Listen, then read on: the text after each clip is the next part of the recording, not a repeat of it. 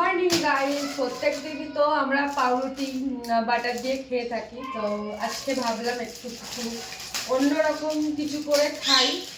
তো পাউরুটিটাকে খুলি, তো ভাবলাম একটা ডিম নিই। ডিমটাকে ওরকম করে করবো না, তোমরা জানি না কার কীরকম খাওয়া। আর আমার ইচ্ছা করেছে আজকে যে আমি এরকম করে খাই, ট্রাই করে দেখি। কখনো তো আমি ট্রাই করিনি এরকমভাবে, তো এটা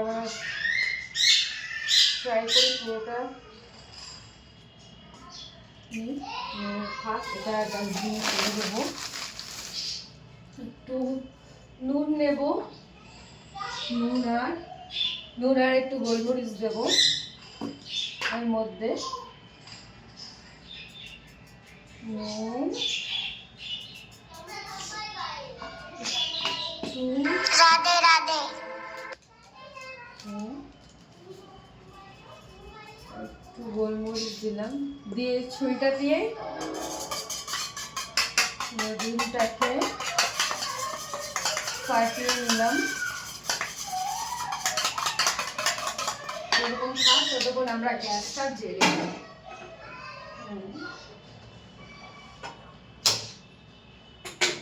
গ্যাসটা জ্বেলে নিই, ততক্ষণ গরম হোক।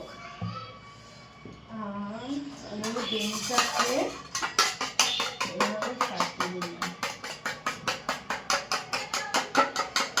মোটামুটি ঘরের আজকে সব কাজ হয়ে গেছে।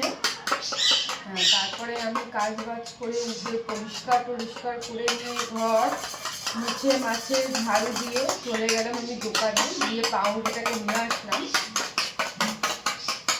চলো, এটা তো পুরো হয়ে গেছে।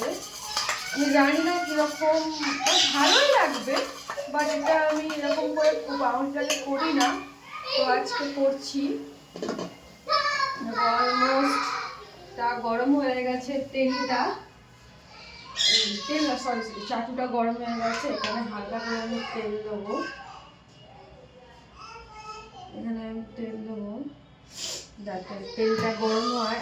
আর এইটা হচ্ছে ব্রাশ, দাঁড়াও দেখাচ্ছি। ব্রাশটা আমি ধুয়ে নিয়ে এসেছি, এইগুলো ধুয়ে নিয়ে এসে রাখলাম যদি লাগে। তারপরে আমি পাউরুটিটাকে করবো। যে ডিমের এটাকে ফাটিয়েছি গোলমরিচ দিয়ে, এটাকে হালকাভাবে তুলে আমি এরকমভাবে দিয়ে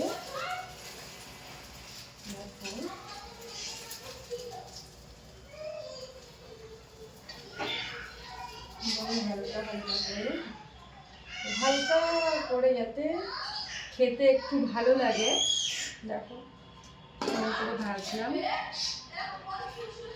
আমি, একটু ডুবিয়ে পুরো পুরো ভেজে নেব।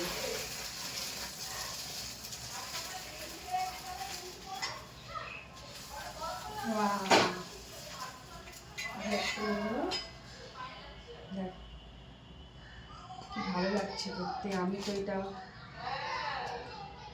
কে কে এরকম করে খাও একটু কমেন্টে জানাও।